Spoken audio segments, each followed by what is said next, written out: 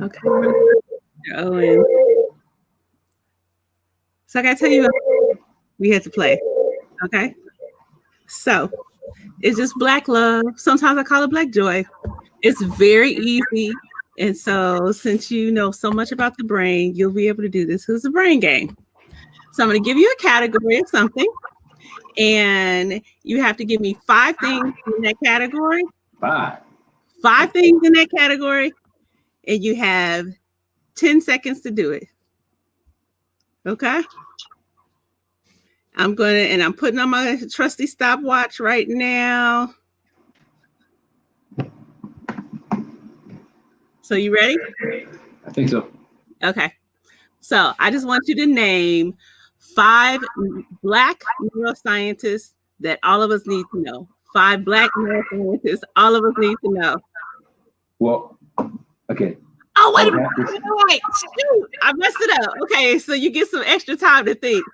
You can't say no fillers. Just say it.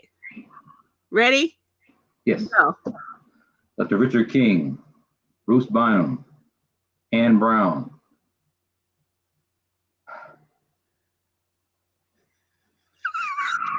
Can I say myself? Me?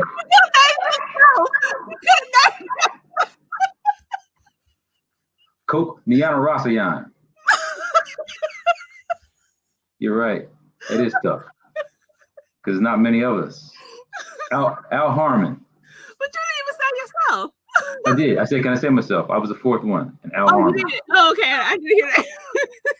That's a hard one. Because you were trying to figure out what I do.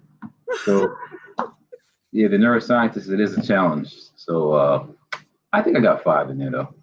Okay. Richard King, Bruce Bynum, Tim Moore, Niana Rasayan, Al Harmon.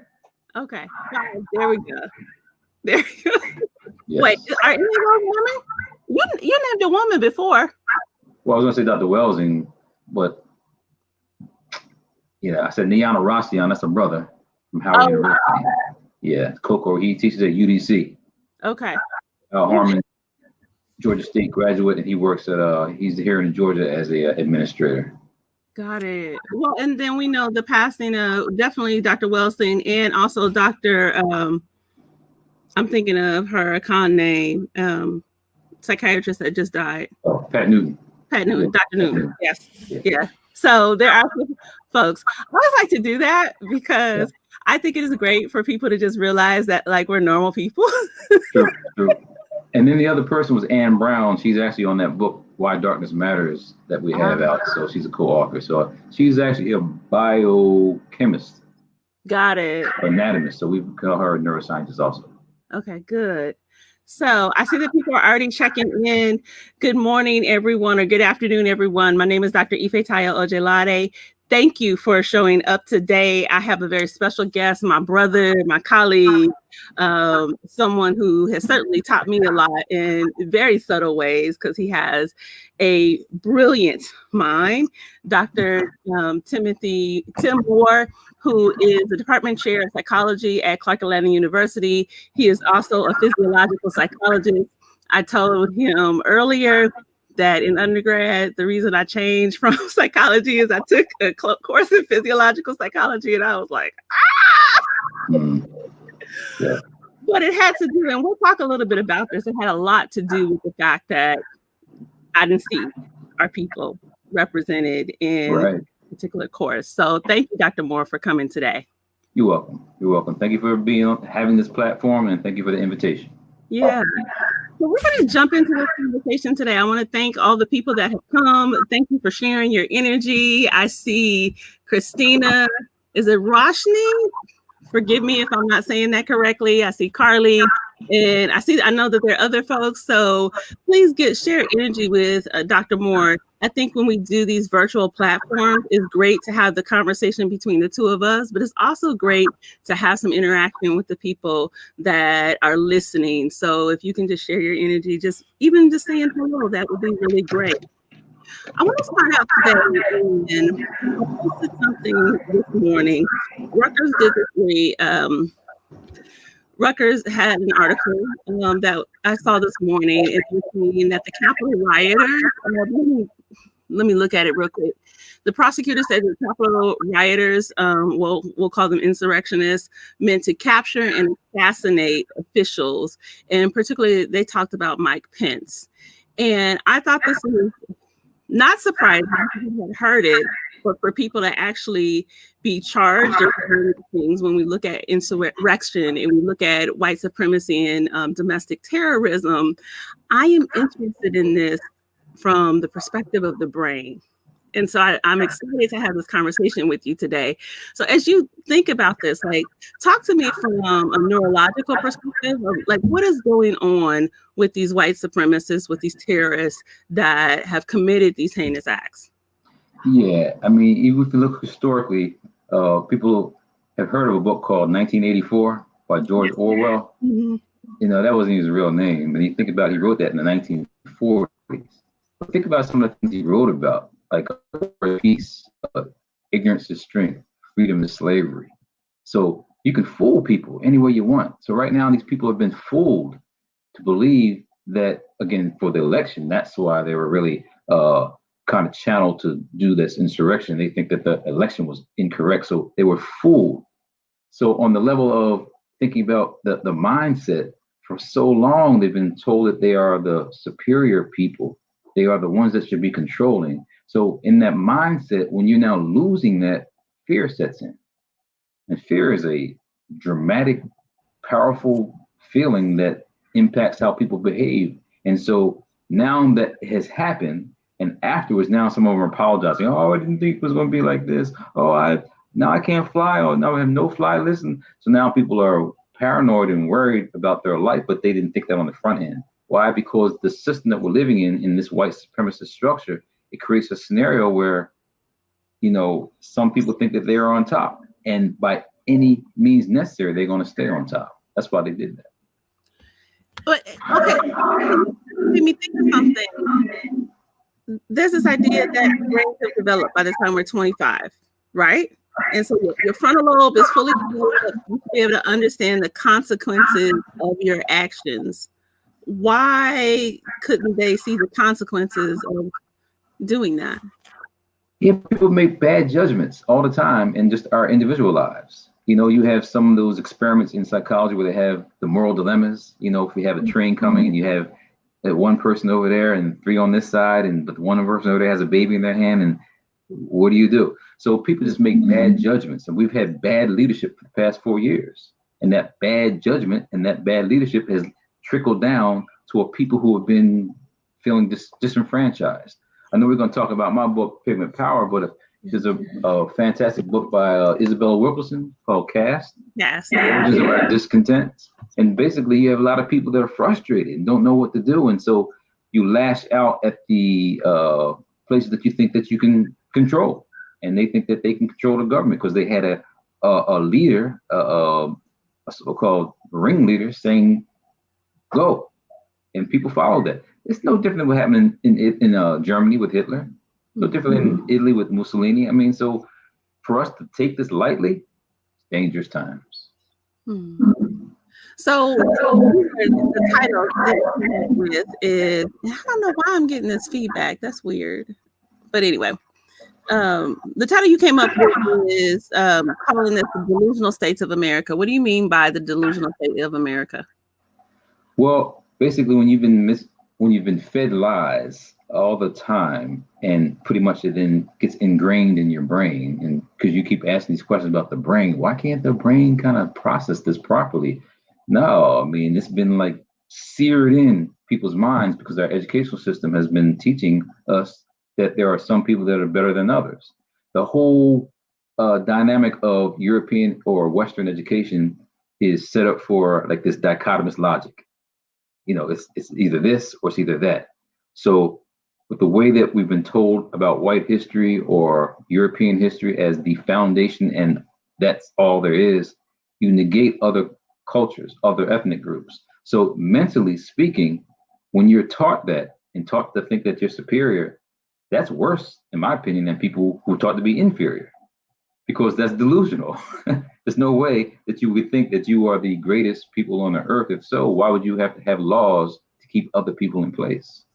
If you're so superior, they wouldn't be able to get to your level. So all the things that are happening in terms of the ways that our society has been kind of going up and down, from the slavery component to us being free, Reconstruction, now we're dealing with this scenario right here. People don't have jobs. People don't have access to resources. So you lash out to those who you think that you can control. And so the issue of not having access is where the problem is. So if I have to compete against you, that's a problem. That's for white people when they're thinking. If I compete against you, that means I don't have a job. Rather than us all working something out together where there's equality, no, you're not equal to me anyway. And where people are being taught that for so long, that it's so ingrained in the brain that it's hard to kind of squash that unless you start reading. And as we later on discuss, I'll have some slides that kind of show the progression of thinking as some people have written books on this. Have you ever heard of Nancy Eisenberg? She wrote a book called White Trash. Oh yeah. It's talking about class in America. So people were saying that those people who were the insurrectionists were low class people, rural people, Confederate. No, some of those people were bankers. Some of those people were, government officials. They weren't just low class people. So they're all like we are taught in this educational system where some people are thought to be better than others. Therein lies the problem. So it's delusional.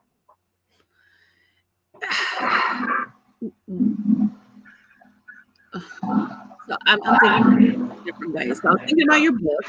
So you pulled it up. I'm reading it. I told you Pigment Power, and you did this brilliant analogy at the very beginning. I think it's in chapter 1, and you talked about cells in the brain and how they automatically work together for the benefit of the body. And you made this comparison to humans and how we function versus the cells in the brain.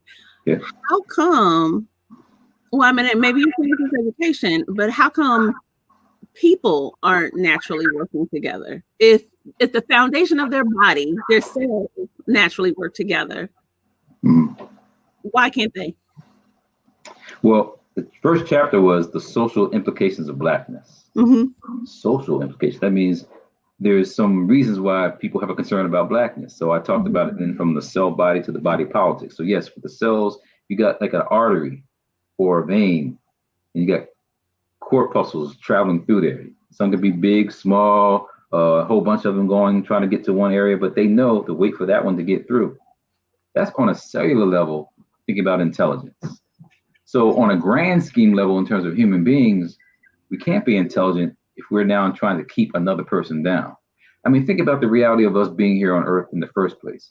If you were having this podcast and it was just you having the podcast and nobody else on the other side, I'm not even here. What's the reason for you even being here? We're here to serve people. We're here to not serve them like a slave, here to be here for people.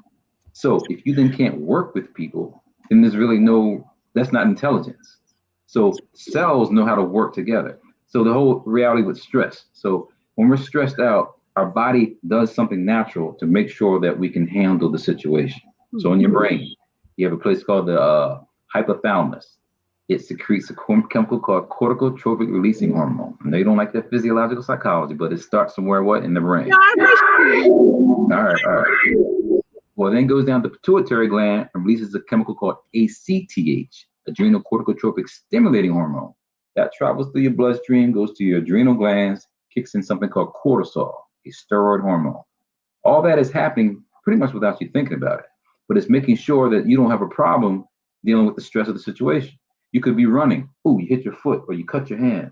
You don't have time to look at that. You better deal with the situation. That insurrection that happened, people had to, at the Capitol, they had to make a decision at that moment. Maxine Waters said, I'm not leaving my office. That was a rational decision she made. I'm not going out there. I'm staying in my office. And guess what? The people who went in that public area, some of them caught COVID-19. Why? Or the coronavirus. Why? Because they were in a public area where some people didn't honor having masks on. And guess what? Got sick. It was a judgment call. So I'm saying when you're dealing with stress, some people sometimes make the wrong decisions. So with cortisol circulating in the body, it's a hormone, but if it's being circulated too much, it's inundating your cells. It's a steroid hormone. It's going to have a negative impact on your body in the long run. So stress then causes bad health.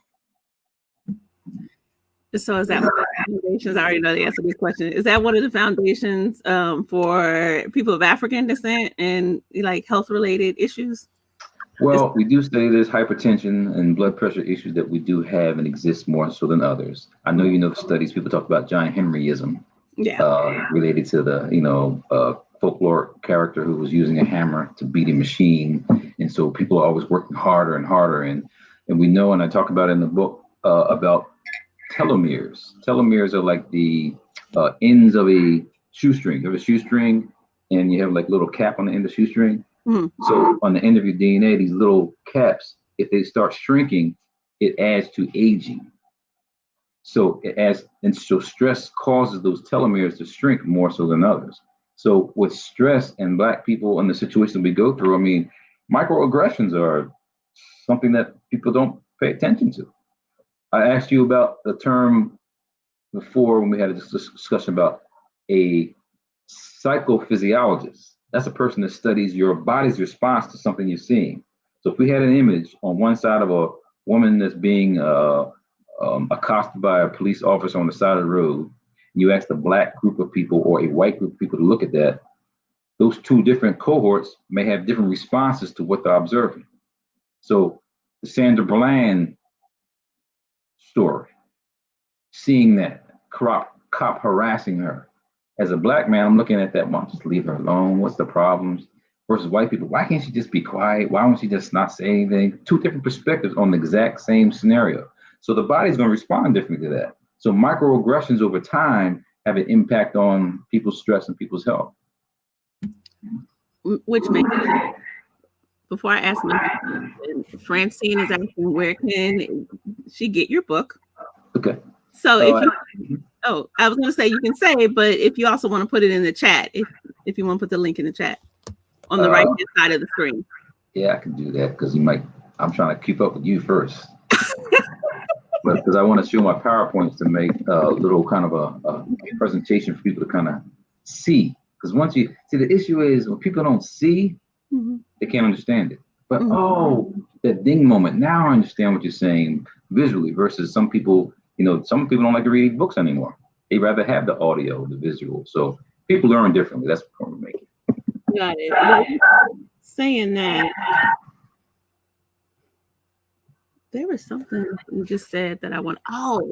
So you're talking about just from the brain perspective of like if two people are watching the Sandra Bland situation when this cop is harassing her, one being white and one being Black, they may perceive it differently.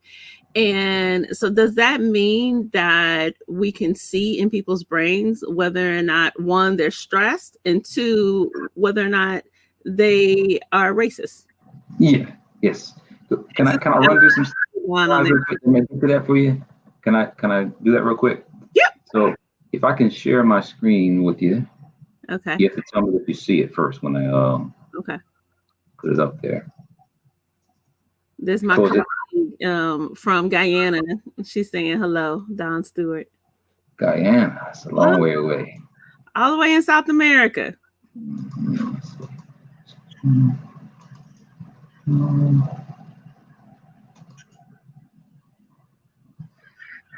So I should have put this up there before. Oh, it's all good. So you don't see that? Not yet. Because yes, there are ways to look at the brain via scans, and the issue is the neuroethics of doing that. If you can say, looking at a person's brain, does that mean you can now, do you now say that they shouldn't get a job because their brains lit up saying that they don't like Black or images dealing with Black people? Let's see. So do you see anything? You do? Mm-hmm. Okay.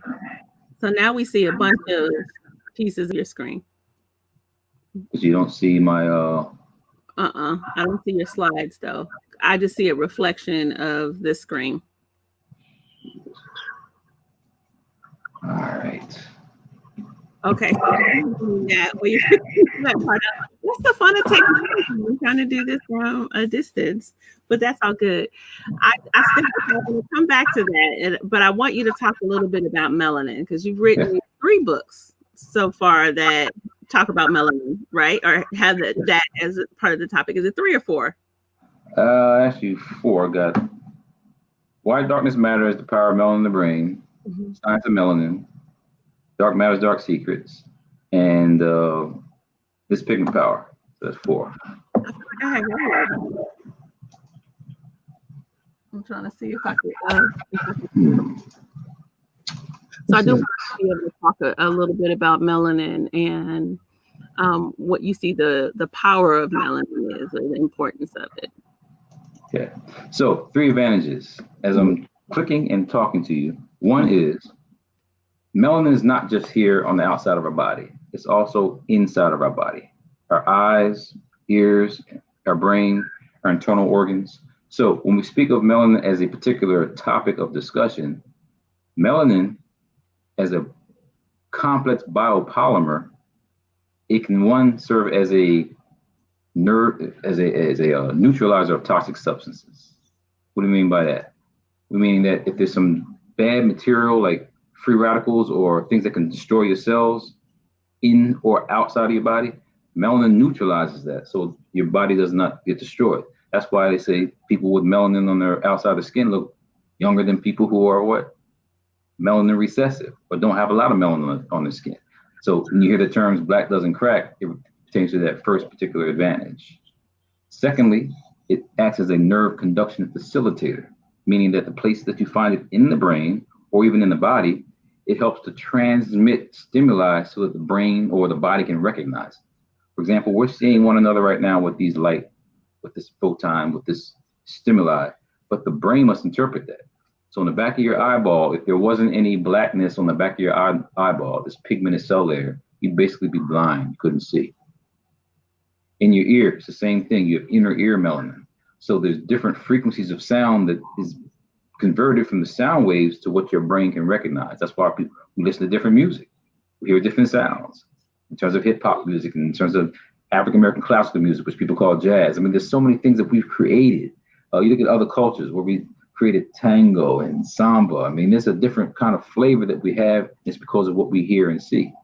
So that's nerve conduction facilitator in terms of how the brain works to make sure that things can work faster. You've heard of people having neurodegenerative diseases like Parkinson's disease. So of those cells in the brain that produce dopamine deep in the brain called the substantia nigra, if they're not working right, the person has what? Movement problems. Actually can't initiate movements. So imagine if that system worked better. You'd be slam dunking basketballs like we do, or dancing like we do. So in that context, we're saying that in the brain, it also functions like that. So this energy transforming component is the third one, which is one much more challenging. But again, as long as you understand that there's stimuli out there in the world, our bodies, we're nothing but, people say we're what? Spiritual beings having a human experience. So all those environmental stimuli that are out there, our bodies have to recognize it. And the melanin becomes that conduit to keep us connected to a higher form, a higher state of consciousness. So why don't more people study that? Why don't they talk about it? Because dealing with blackness. I mean, pigment politics. I mean, we're dealing with the reality of black is supposed to be bad. You know, you look at the dictionary, everything that's black, associated black is negative. White, I mean, you ever had angel's food cake? Is that black? No, it's white.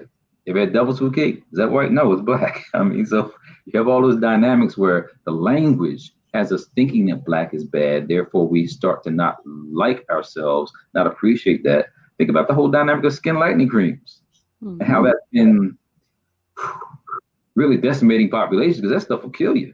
They have chemicals in there that so-called takes away the pigmentation, but there's chemicals in there that can destroy your internal organs.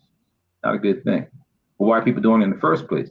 Because they think that white means power, white means having what status, therefore you're lightening your skin to be in that realm. And that's, in my opinion, that's a psychological problem. Because the same people that are telling you that black is bad and they're maybe light in color, well, why are they trying to tan? Like that orange monster, the insurrection chief. but that's a whole other thing. So that actually brings me to another question. And if you all have questions, please put them in the chat so we can be able to let Dr. Moore answer your questions. So you're saying that melanin, because we have melanin, it's on our skin, but then also in our body, in different areas, in our brain, behind our eyes. I forget the other. What other areas did you say? Behind our eyes, ears. Internal organs. I mean, you look at the kidney. The kidney's dark in color. Liver's dark in color. I mean, that's pigmentation. So if we have melanin, and the melanin is what helps us look younger, then we have cortisol that is stressing us and aging our organs. How do those two things work together for our people?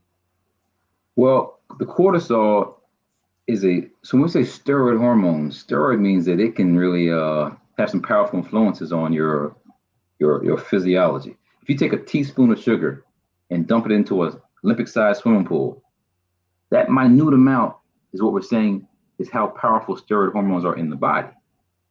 Little can cause a dramatic change. Testosterone, estrogen, you see what they do to men and women in terms of as they change and develop. So on that level of the steroid hormone, cortisol is there for a purpose, though. A lot of the things that are going on right now with this COVID-19 and the coronavirus, some of the treatments for that are steroids. Mm-hmm. Because what's happening is that the body is being overreactive, like they call it the cytokine storm. There's like these too much happening at one time, and the body's trying to respond to that. So rather than a vaccine, steroid hormones could be used. Interferon, interleukin. There are several treatments that could be used, but the whole emphasis around now is focused on vaccines. So when people are more stressed, is that why maybe Black people are becoming or succumbing more to coronavirus? Their bodies are already taxed, along with the diabetes, hypertension, blood pressure, all those other issues, and you're already stressed. The milieu, the environment, is then making it more problematic. So the cortisol is important. It's just that too much of it can then, on the other side, cause a problem. Even with the dynamic of melanin, melanin's important. But guess what? As it keeps absorbing these toxic things, as it takes it in, potentially that's why people then have the Parkinson's disease when they get older. You don't get Parkinson's disease when you're young. The people who do get it when they're young are people who have done drugs, synthetic drugs, and the evidence is there for that. So if people have less melanin and they have this level of stress, as do you think they would be able to survive as long? Is it people who have less melanin or less melanin recessive? Melanin receptive people, if they had the same level of stress as melanin dominant people, would they be able to survive as long? I think the records indicate they can. I mean, white people have a longer rate of living than we do. I think what it is that their stress level is different. You know, for them, they feel as though their stress, deals with really material and economic things. So they can get flustered over little things. If a pen drop, some people who are maybe melanin recessive are a little worried about that. So that dynamic of stress, people handle stress differently. In our society, if material and things are the motivation to why most people are living, you see why people who don't have it are more stressed. But that's why they have the level of stress. If white people situation was switched and they were in our situation, would they be able to have the same level of longevity? I would say that's a difficult question to ask, only because the whole experience of different levels of stress have been different for generations. I mean, we can go to other cultures. We can look at what happened when the Moors went to Spain in 711. Prior to that, people in Europe are struggling. Bubonic plague. You had all these, the Dark Ages. I mean, they had some problems. So they were stressed, right? They were dying, right? So yeah, they had some issues. And then when the Moors came along and told them how, cook your food, wash your hands, how to live properly, guess what? That society changed, that environment changed. So not to say that they aren't impacted by stress. So when we look at generations of time, we can start to look at how people responded to those things. But in general, like I said, this day and age living in America, their stress level is going to be much different.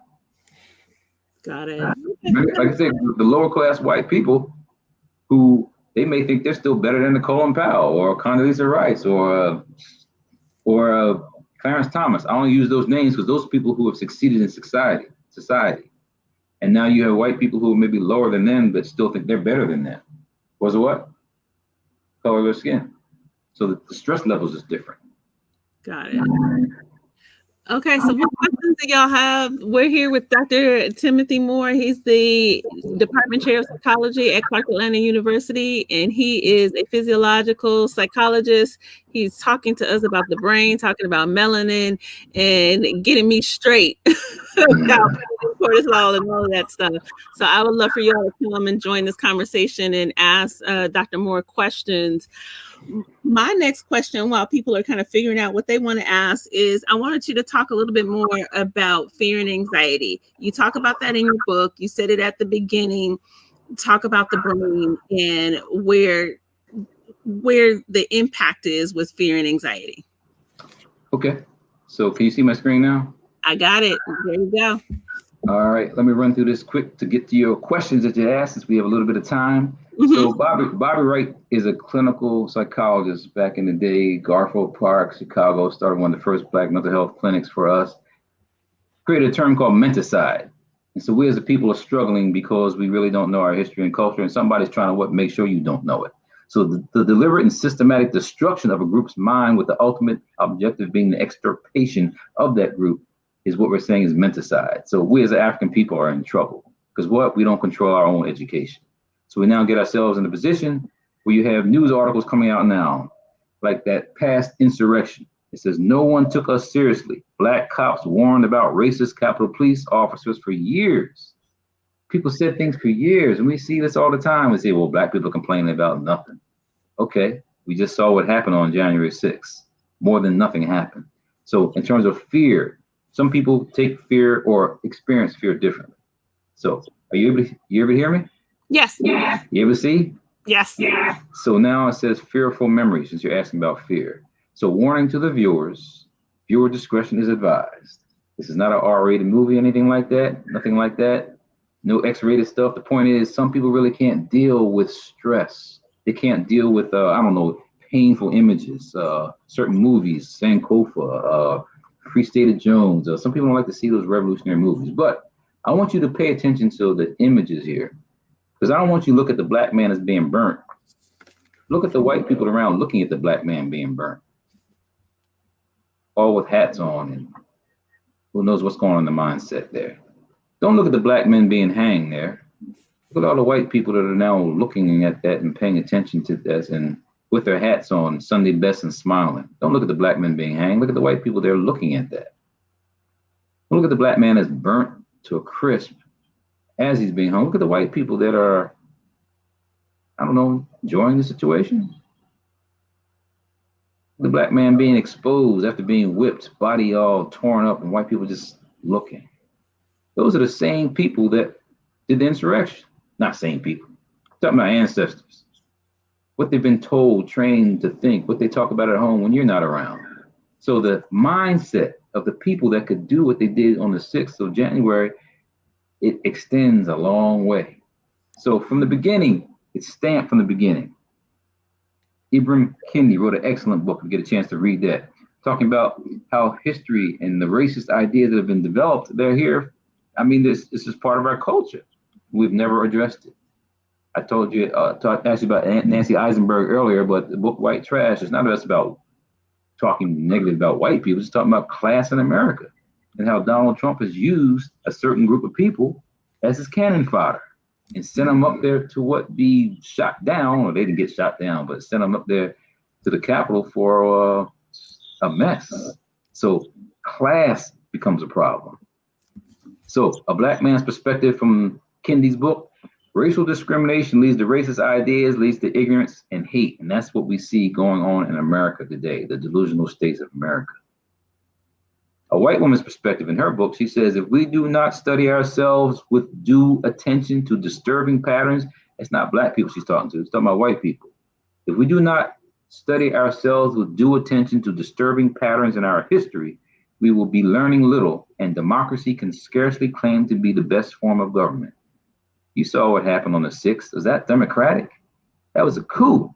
That was like what happens in other places that don't have democracies. So as we fast forward here, we know the challenge, we know the issue. Here's a little cartoon with Trump there and KKK folks like, hey, we missed the black guy. I wonder who the black guy they're talking about. You know who it is, Obama.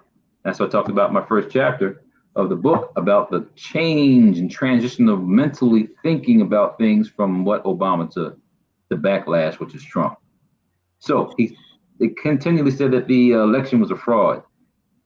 Look at this study in 1992. When a lie becomes memory's truth, memory distortion after exposure to misinformation. Misleading information can turn a lie into memory's truth. And that's what happened when people are still saying the elections were a fraud. People are still saying that this was a joke. It can cause people to believe that they saw things differently from the way things actually were. That's delusional. It can make people confident about false memories and also apparently impair earlier recollections. Once adopted, the newly created memories can be believed as strongly as genuine memories. People really believe that the elections were rigged. So the emotions in the brain, deep in that temporal lobe, there is the amygdala. The amygdala is the key neuroanatomical site that is processing this fear and aggression.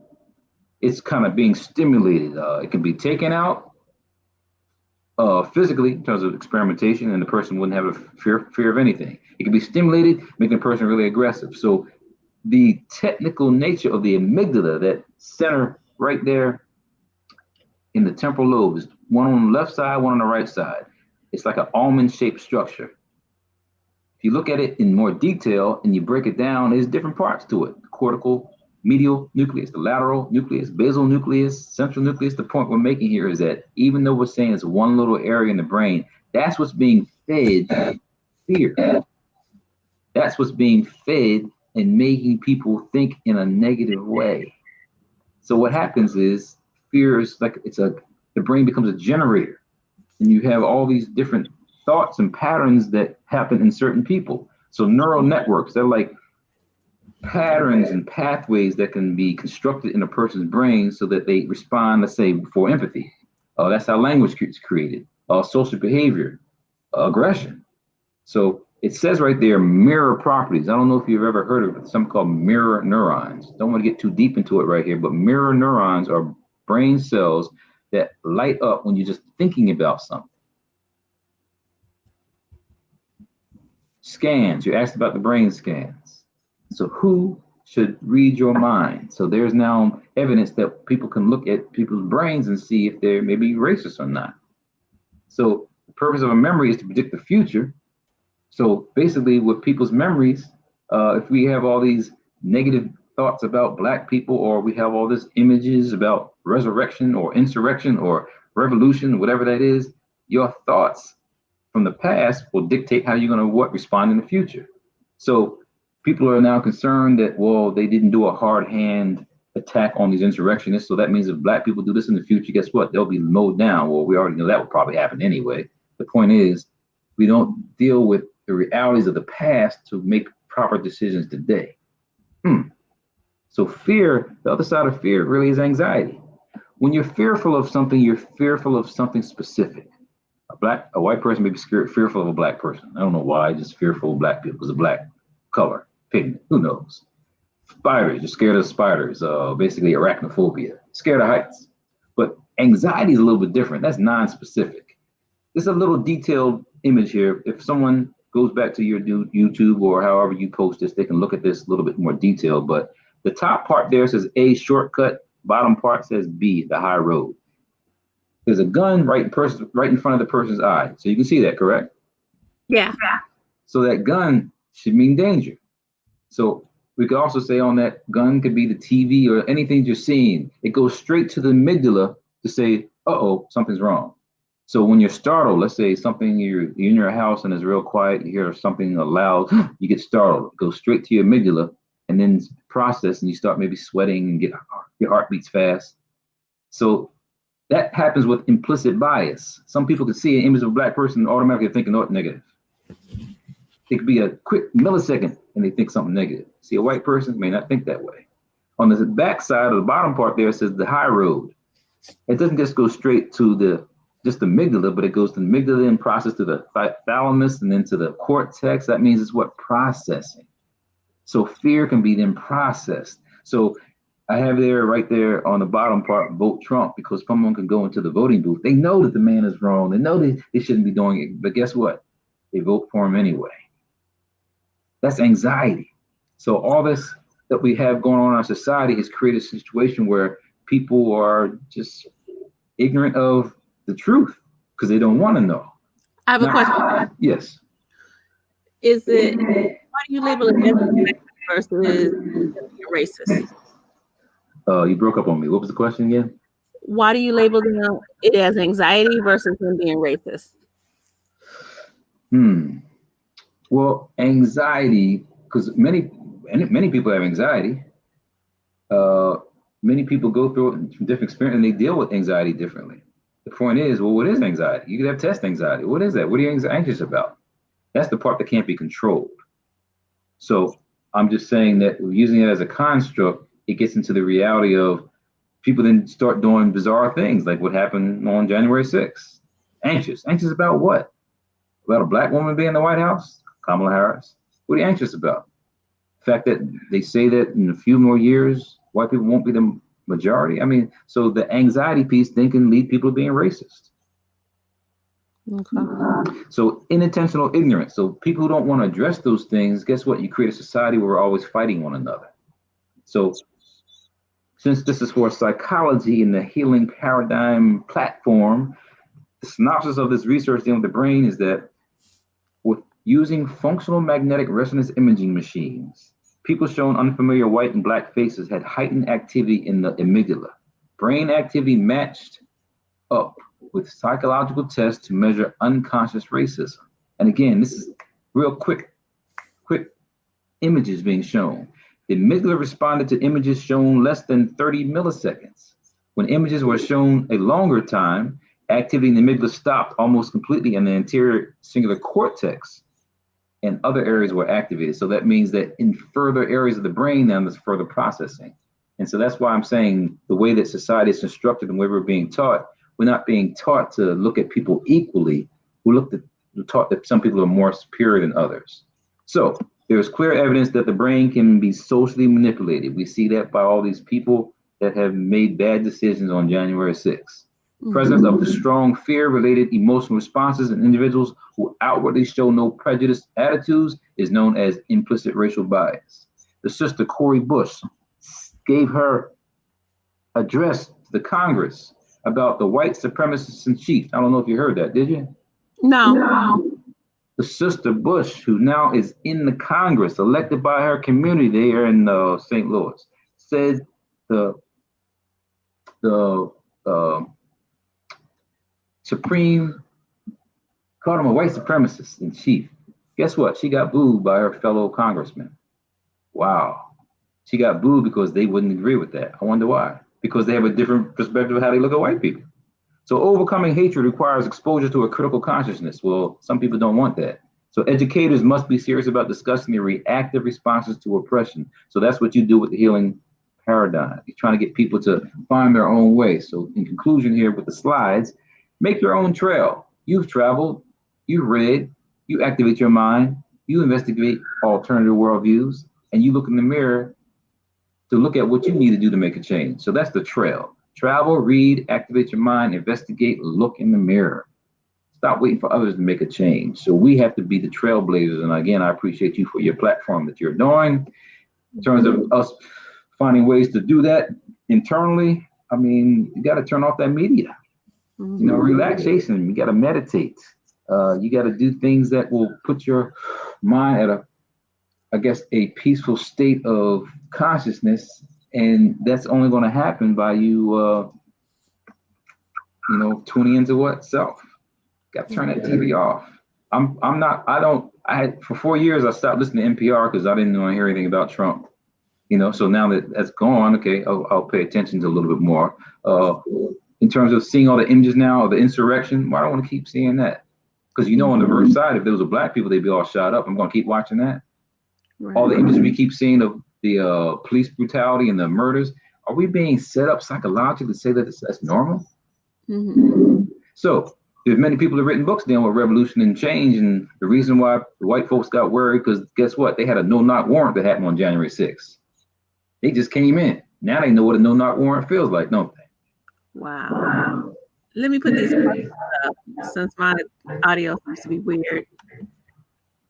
So Francine says, how can you be more interactive with the melanin in a psychological session? Interesting. Right. Well, also in the session, I mean, I know you sometimes are indoors because you're in a closed environment. Hey, the reality is the sun is where we need to be. We're not an indoor people. That's why that social distancing is a problem right now. If you've got a clinical site, you're training people or you're consulting with people, hey, it'd be nice to have a window nearby. Take a walk, get out of that mode of just being in a closed environment, because one of my chapters is called, I deal with sun conscious, not unconscious, sun conscious. So in that context of how you deal with the melanin in a psychological or a session like that, again, encourage people to eat properly, eat pigmented foods, foods that contain pigments, that is fruits and berries. I mean, maybe have some of those in your clinical session. And maybe show the people individually that, that's life versus something dead, cooked meat, but something life-oriented may help out a person to see, where they may stand. That's about that. One more question. John Stewart, we can see she's the Delta. They just had Founders Day the other day, and then today's Founders Day for Alpha Kappa Alpha. So, happy Founders Days for those ladies. It says the whiting of our people has been creating severe medical and psychological concerns. How do we start addressing this new push to be white? What strategies should we use to work to empower our people to understand the benefits of our skin pigmentation? Well, I wrote The Science of Melanin back in 1995 to kind of deal with those things. I wrote the Dark Matter's Dark Secrets to get people to, know our own self. The Science of Melanin. Yeah. So, and it's just the reality of knowing that if we don't talk it, right, it's not going to get done. So just that context of asking that question, it starts with us. I mean, you can't, if the people who taught you and brought you here and taught you to be inferior, how are we going to now expect them now teach us to be right? We're sending our kids to our former oppressors to teach them. So how we expect them to now appreciate the issue of blackness? Not like all white people aren't teaching correctly. It's the system. You have some good white professors, you got some bad black professors. So just that dynamic of we have to take responsibility to having the right information that can share with what people need to know. And if we don't do that, we can't win. In your book, I think I showed all of them, I put them all in the chat. In your book, one of the things that you talk about is penis psychosis and Pigment Power. Talk to me about what is penis psychosis. Yeah, so the dynamic of if we were all just here without clothes, maybe without the houses, in the interior environment, we'd be out in the open and we just be living, because that's how we came about. That's how we started off. So the body becomes the image to see. So we know all the stories saying that when the Europeans came to the islands, they saw all these naked people and they felt, oh, they're primitive. Mm-hmm. They were really worried about them and their bodies lacking. So when you're looking at other people and seeing and what they have, and you see what you have and you lack, that creates a psychosis. So this dynamic of penis psychosis, what's the reason why those men, primarily that I showed those images earlier, some of them had their penises cut off after they were lynched, burned. I wonder why that is. Because in the mindset of the white psyche, it's black men in this sexual prowessness, this urge that they feel like black men have something that maybe they don't. So the penis psychosis is set up in the context of the fear that others have. And so now to fight against that, you create your own kind of gun. So the penis shaped like a gun, because what emits something called semen to what make a baby, and now the whole concern is that black and white mixing, there will be no white in the future. So mentally speaking, the penis psychosis relates to what can I do to eliminate that? So we see all this police brutality. We see all this dynamics of black men being attacked.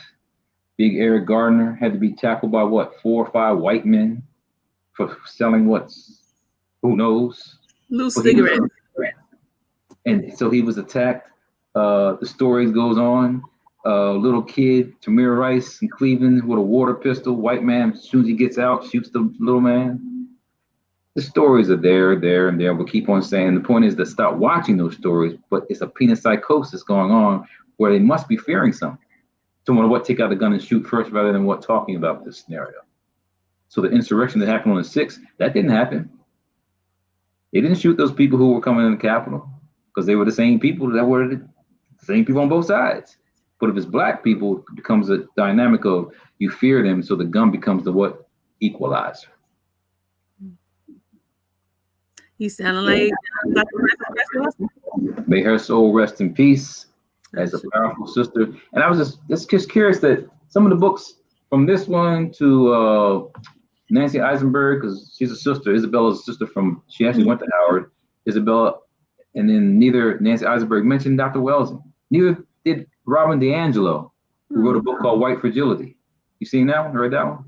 Yeah. None of them mentioned Dr. Wellstone, who was at the forefront of discussing what they're talking about.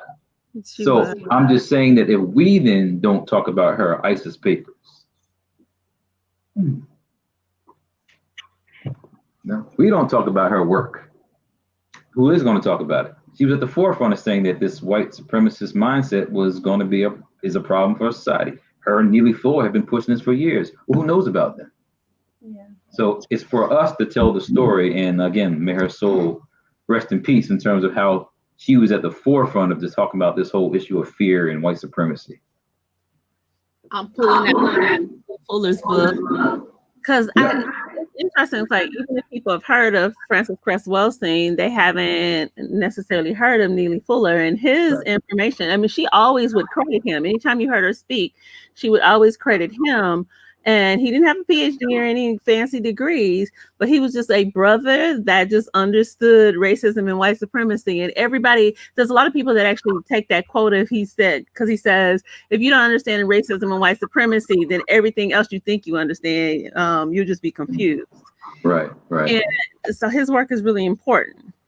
So she was a psychiatrist, right? And so she's just studying this brother who's just creating some ideas, and the tandem then created this whole understanding that we have today, because the driving principles behind her theory, the Cress theory of color confrontation, 2 driving principles. One is that white people are numerically inadequate. So it's a psychological sense that, they're numerically inadequate, so they got to group together and collectively work together to have things. The other one is the genetic annihilation component by lacking melanin. So by lacking melanin, that becomes a genetic deficiency that makes them feel, again, that they have to do what they have to do to control the world. So there's some driving principles behind why the white supremacist structure is in place. It's just a matter of where are the analyses. And that's why I'm saying Dr. Wellstone has been at the forefront of that versus all these new books coming up, not acknowledging her work. Right. I agree. I was trying to talked about the psychopathic racial personality. I was trying to pull it out. Bobby Wright's book. I tried to go back there. I can't put my finger. I normally can put my finger on stuff. Yeah, Bobby Wright. Okay, yeah.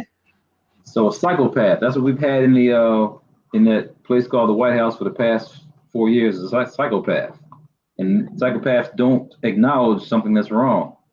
So to this day, he's still saying that other people are wrong, or there's good people on both sides. I didn't do anything, and that's what psychopaths do. They have no emotional empathy. The guy's niece wrote a book and told you all about this. Nobody listened.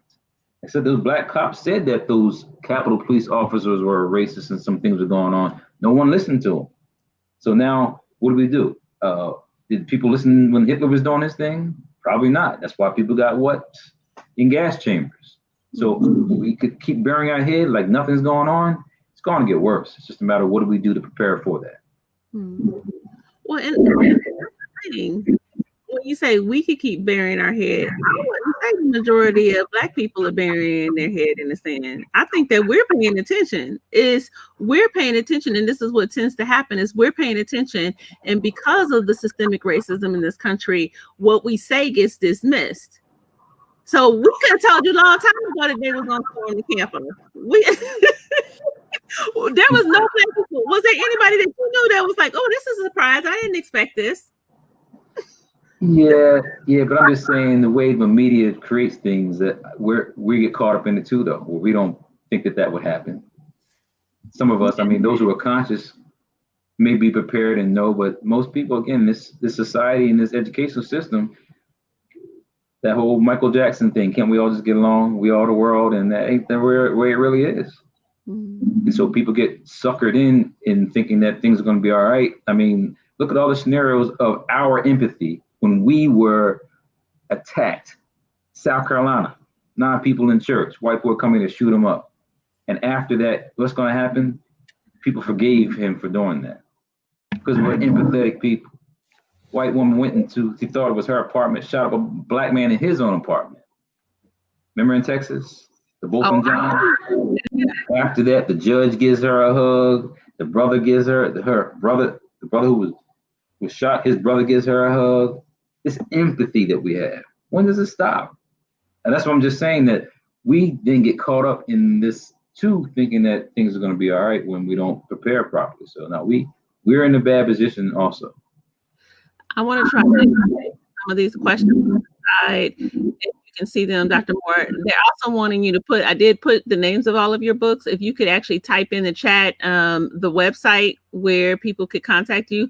One of the things that is powerful about Dr. Moore is that this brother is not only a genius and writes these books, so there's 4 books, but he also publishes his material, so you can get them directly from him. So there's no third party. So you're giving the money to Dr. Moore directly. There's a couple of questions that are here that I want to address. One is Roshni. You might have to help me with this question. It says, are these studies considered when discussing police reform? Okay, I kind of edited the question. So what you were talking about, particularly in terms of implicit bias, is that when people are talking about police reform, are they looking at these studies? I would say they're ignored because the fact that people have body cams and they don't use them. People don't really want to rectify the scenario. I mean, the whole situation with the slave culture, I mean, slavery by another name. The penal system is just an extension of slavery. So the penal system, with the way that people are being not just attacked, but being corralled in terms of the law enforcement, they're not trying to rectify that stuff. The whole blue blood, the whole blue code, I mean, it's the system. That has to be broken. And if that's not going to be broken, then we're going to, next 10 years, the same situation. So I would say that, yes, it'd be nice to be able to use those studies, but how many people made calls out during the insurrection and nobody came? Mm-hmm. How many people made calls and nobody came? Because the system was structured so that it wouldn't come. Right. Commander-in-Chief was somewhere eating popcorn, watching it on video. So I'm just saying that those studies are there and can be used, but we know that's not serious. I mean, people don't wear the body cams when there's a problem. Well, when I was in graduated a decade ago at this point, and you graduated before I did, there were a lot. We had to take a class that was social psychology. It wasn't fun, but it was a formative class that I took, because what Dr. Moore is saying is absolutely correct. So a decade ago, there were tons and tons of studies that talked about implicit bias with the police. So there's a ton of data. Like they absolutely know that a white cop, a Black man with a cell phone or nothing in their hand, is more likely to shoot that Black man that's unarmed than a white man that's armed.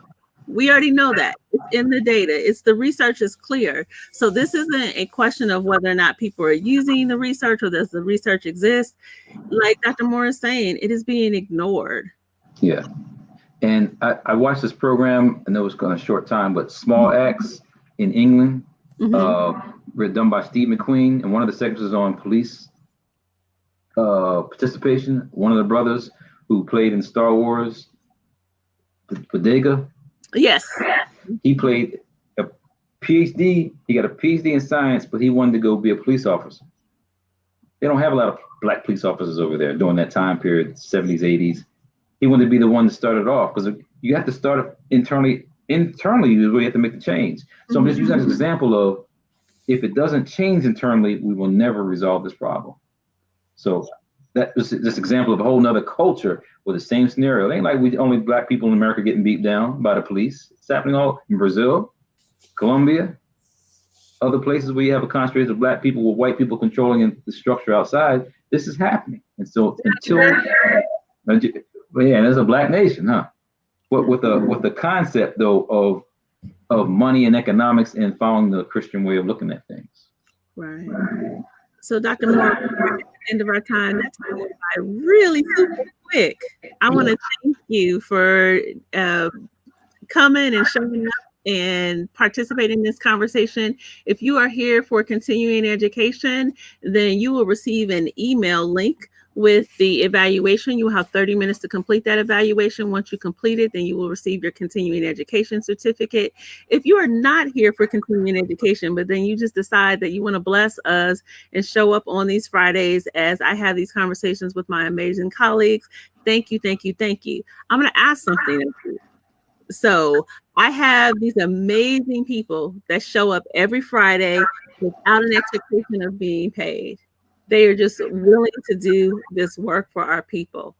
So in order for us to be able to have this information spread to a broader audience, particularly what Dr. Moore is saying today about melanin and the power of melanin and understanding things from a physiological psychology perspective, I think this is important. If you think it's important, I just need you to do one thing. All you have to do is click that like button. So I see that there are people watching now. I am asking each one of you to click the like button today. I'm also asking you to share this video with your friends. I know my audio is. I'm sorry, I don't know. But I'm asking you to share this video just so we can get this message out here to a broader audience. So come back every Friday. I am here on Facebook Live interviewing my colleagues and having amazing conversations every single Friday. If you are interested in us kind of going beyond just things from a mental health perspective, I am also live on Wednesdays at 3 o'clock. One more question, Dr. Moore. Can I get you to do one more question? Okay. So Adisa says, would you say that it is our melanin that helps us maintain our humanity? I think it's our cultural experience primarily, because we just said about Nigeria. I mean, what's happening in Nigeria? I mean, you got the government attacking its own people. You got the Boko Haram acting wacky and wild. I mean, so I just think it's the cultural experience that then creates the humanity. And with us being sun people or being people in an environment where life is in existence versus cold, dank, and snow and ice, that creates a whole different kind of context of humanity. So really it's the cultural experience. I like to focus on Sheikh Anta Diop's work to emphasize that. So he wrote a book called African Origins of Reality, Myth of Reality. Well, African Origins of Civilization, Myth of Reality. He focuses on that whole cultural component. So I would look at, again, the cultural environment. And the melanin becomes an important component for us being healthy, to be in our environment. I mean, the sun is not an enemy. The sun is our friend. Great. So again, remember to share it, and remember to come back here every Friday at 12 o'clock. I'm hanging out with my colleagues. You all take care.